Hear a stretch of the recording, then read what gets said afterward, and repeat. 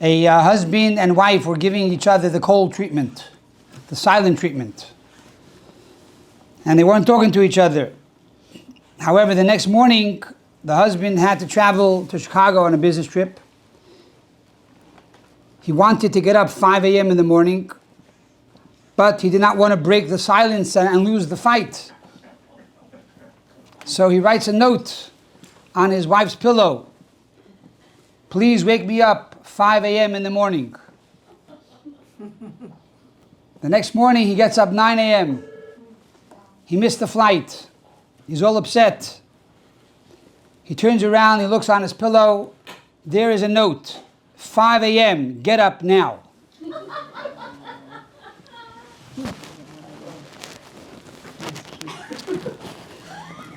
The idea of a husband and wife communicating is something which is hinted at the very beginning of this week's Torah portion. The Torah says that the Kohen Gadol, the high priest, who is the holiest Jew on the holiest day of the year, enters into the holiest place on earth, into the Kodesh HaKadoshim, the Holy of Holies. On this day, the Kohen Gadol goes to mikveh 5 times. He has to immerse 5 separate times in the mikveh. On this day, he has to wash his hands 10 separate times. He changes his garments 5 different times. From the gold garments, the 8 garments which have within it gold, to the white garments, back to the gold garments, back to the white garments, back to the gold garments. And finally, at the end of the day, he goes back to his wife and family. Says the Torah in verse number 6, V'chiper badoi uva'ad beisoi. On this day, the high priest should atone for himself and for his house. Who is his house? Says the Mishnah in the tractate of Yuma, in the very beginning. What is the meaning of Beisai, his house? Zu ishtoi, this is his wife. He has to atone for himself, and on this day, in addition to keeping the entire Jewish people in mind and carrying the load and the yoke of the iniquities of the entire nation, in particular, he must keep his wife in mind. So much so, says the Talmud, that the Kohen Gadol, the high priest, must be married. If he's not married, he cannot conduct the services of this day. So on one hand, we see the importance of marriage. The high priest, the holiest Jew, is married. Yet on the other hand, it's interesting to note that even though the Talmud requires him to be married on this day of Yom Kippur, however, it's only on Yom Kippur that he must be married. But the day before or the day after, if the Kohen theoretically is not married, he's allowed to do the service in the Holy Temple. Why on Yom Kippur must he be married? Furthermore, the Torah tells us that 7 days before Yom Kippur, he separated from his wife and he went into the temple to be in seclusion, meditation, preparation for the day of Yom Kippur, and he would go through the laws of Yom Kippur and the service of the day, which was very intense. So the entire week he is preoccupied preparing for Yom Kippur. Yet he has to be married. And on the day of Yom Kippur, the holiest day of the year, which he's surely not home, on this day we are told he must be married or he may not do the service in the Beis HaMikdash.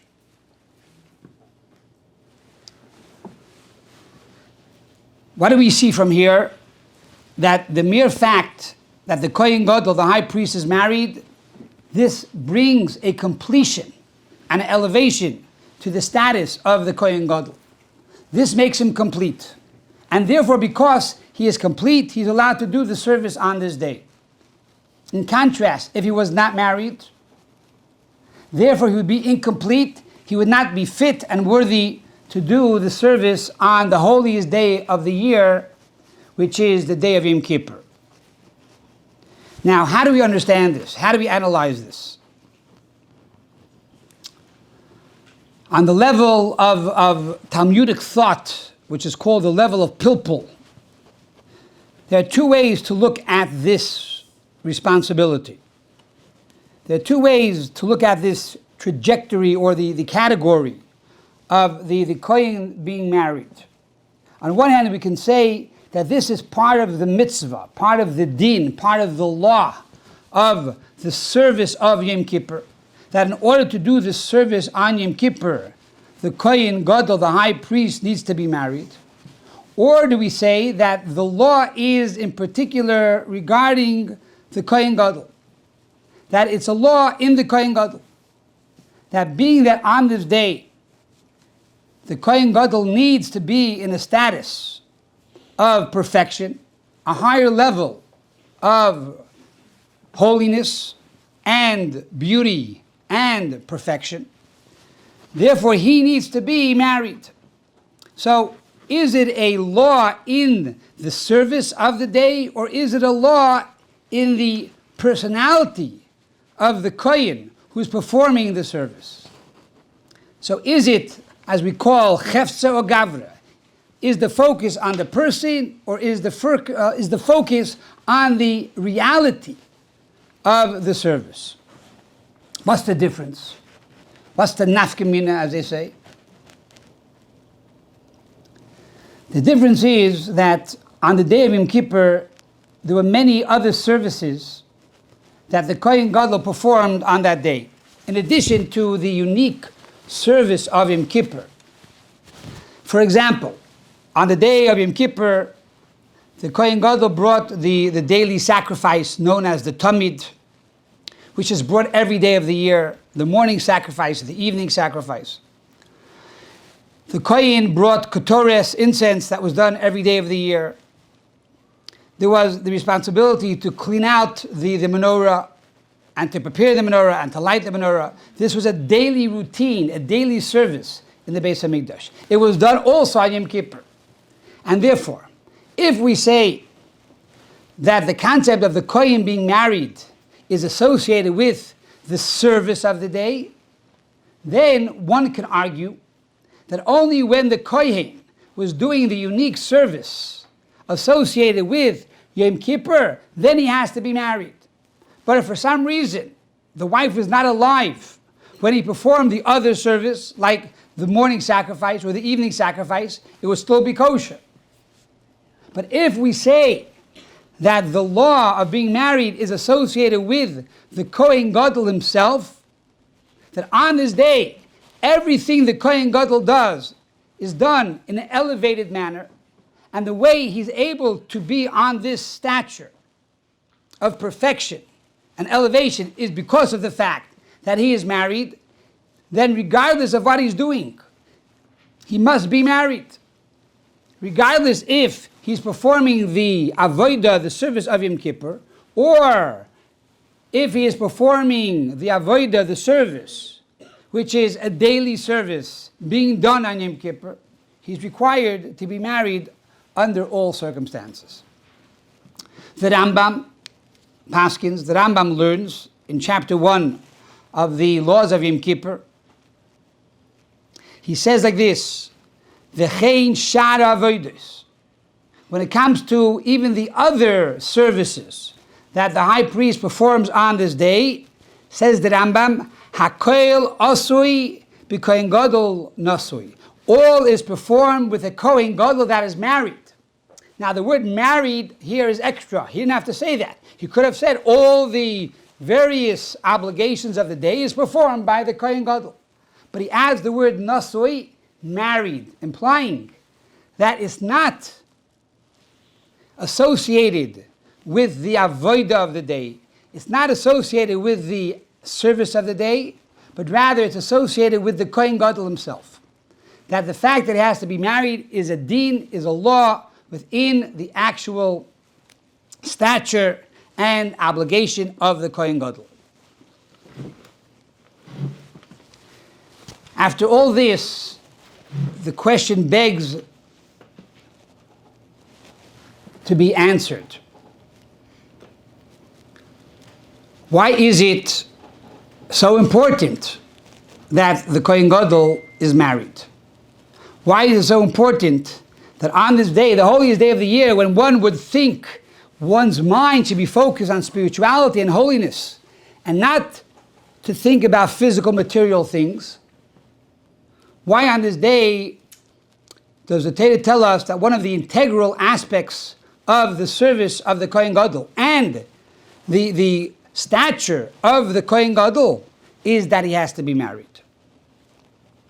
And this goes back to the original statement of the Gemara, that when the Torah tells us that he goes on that day into the Holy of Holies to pray on his behalf and on behalf of his house, Ubiad Beisoi, says the Gemara, Zu Ishtei, this is his wife.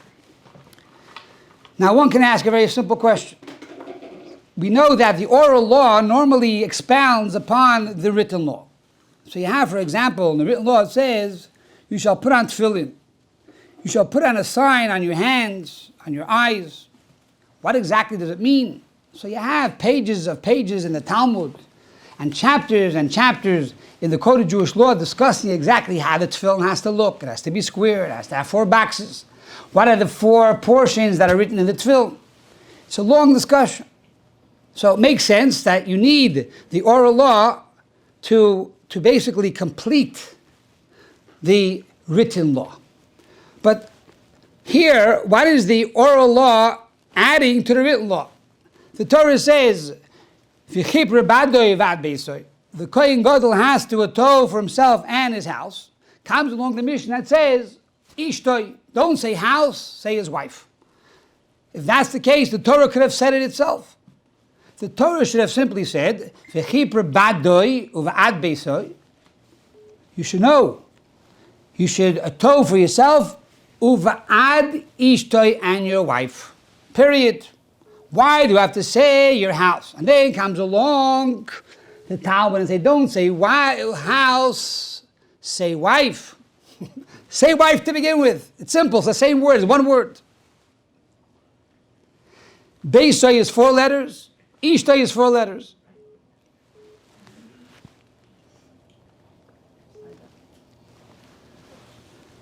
So what's the answer? The answer is based on another teaching in the Talmud. There was a rabbi by the name of Rabbi Yosi. Rabbi Yosi, in the Tractate of Shabbos, page 118, side B, says, "Miyomai loy kirisi li ishti ishti." In all my life, I never called my wife my wife. What did he call his wife? Ella li ishti beisi. Rather, he called his wife my home. Rabbi Yosi was a unique scholar and a unique personality, and that is, he saw the objective and the purpose of everything within creation. In other words, there are 2 reasons to get married. The obvious reason, companionship, to have a partner, to have a friend. That would seem to be the obvious reason. But the deeper reason and the real purpose, according to Torah, of marriage is to create a home. It's to have children and grandchildren who go in the way of Torah and mitzvahs. That is the real purpose. And therefore, he never called his wife, my partner, and my friend, even though, of course, his wife was his partner. Of course, his wife was his best friend. Of course, his wife was a colleague of his. But Rabbi Yosi saw a much deeper relationship and a much greater responsibility. That the wife is the CEO of the home. She's the foundation of the home. She's the mainstay of the home. And she is everything in his life. And therefore, he calls his wife, Beisi, my home. Based on this, we can understand two interesting statements in the Talmud. Number one is, when it comes to marriage, you're standing under the chuppah, you're standing under the wedding canopy, the chassan and kala, the husband and wife, you would think you should make a bracha.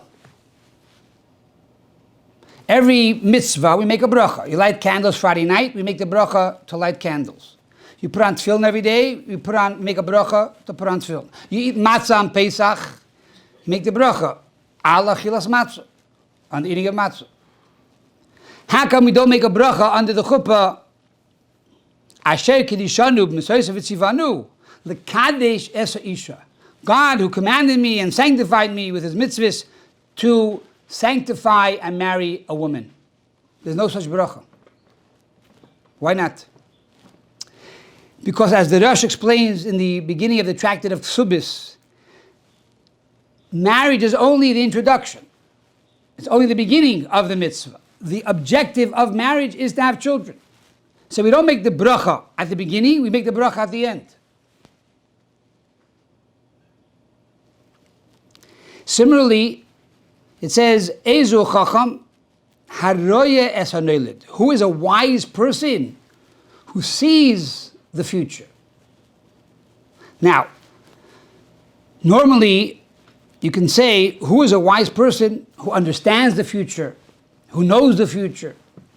And that would have been perhaps a more proper terminology. Yet the statement in the Talmud is, who is wise? Ezu chacham haroye es hanoilad. One who actually sees the future.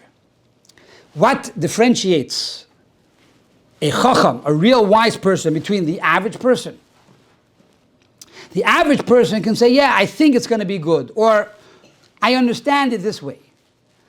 The wise person, the chacham, not only understands it, but they see the future. They see the finish line.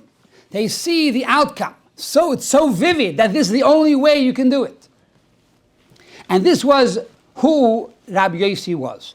He was an individual, a personality, that he had the quality, and he had the guidance, and he had the blessing, and he had the ability not only to know the future, but to actually see the future. Everything he looked at in the world, he said, what is the purpose of this or that?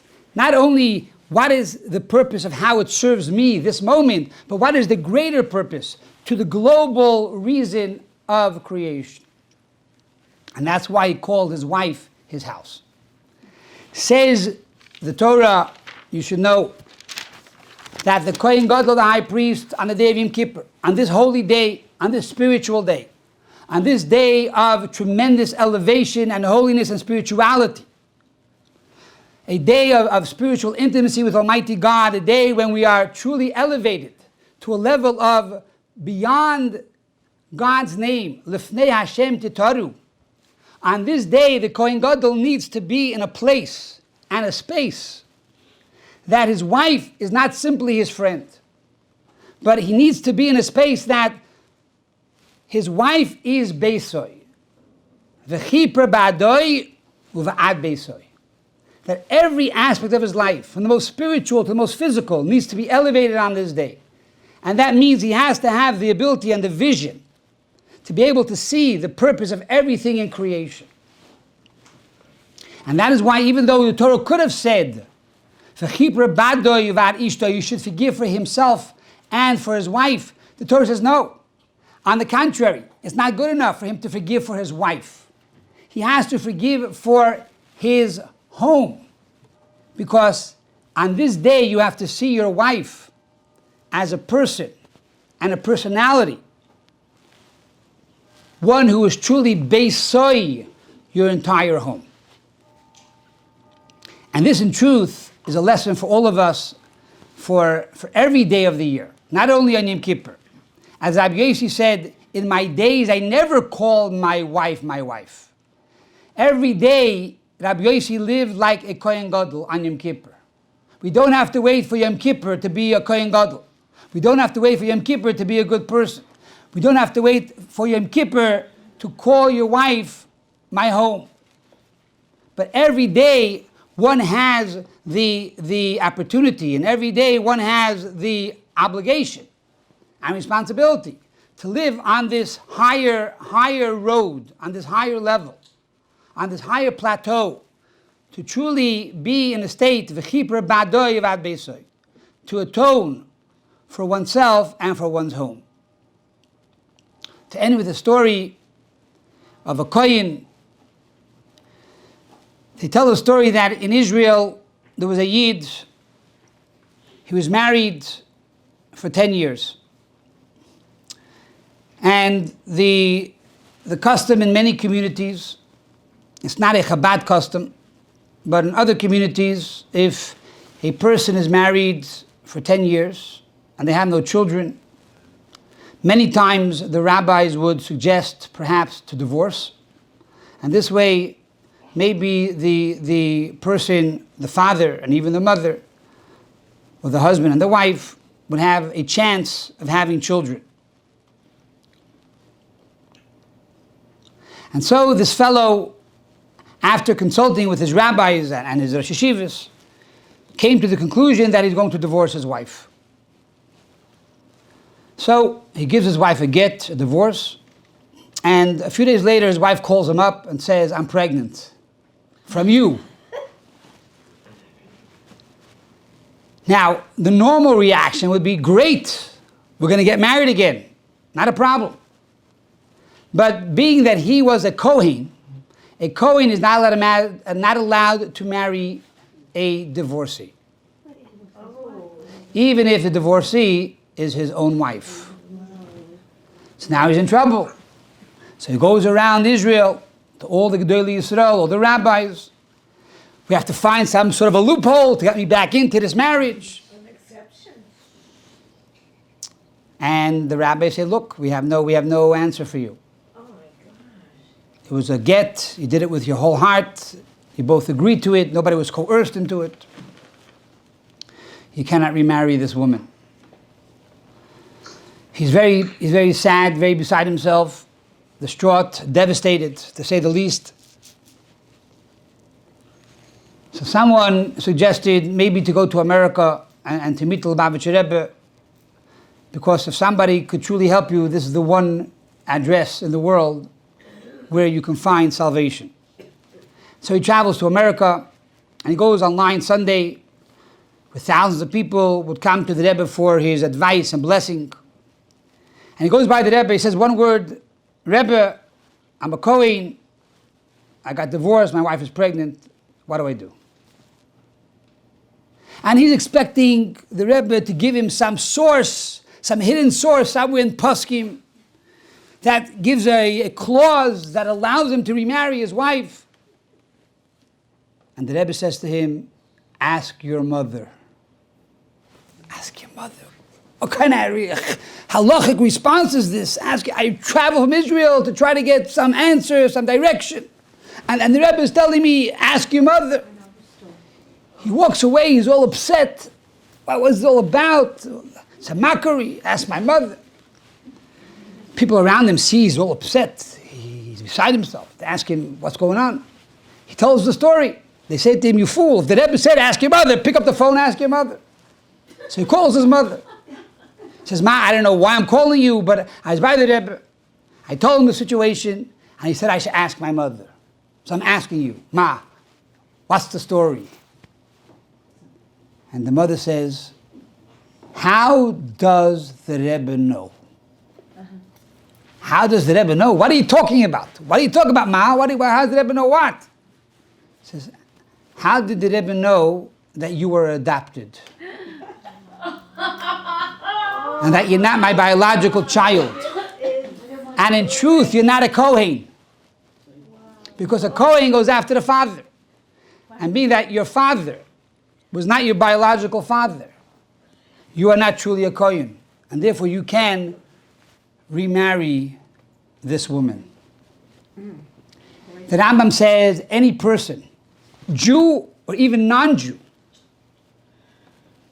a Noachite, who dedicates their life to God, to serve God, to make the world a holier place and a more godly place, that person is like a Kohen, is like a priest. And a Kohen Gadol, a high priest, on Yom Kippur, who goes into the Holy of Holies.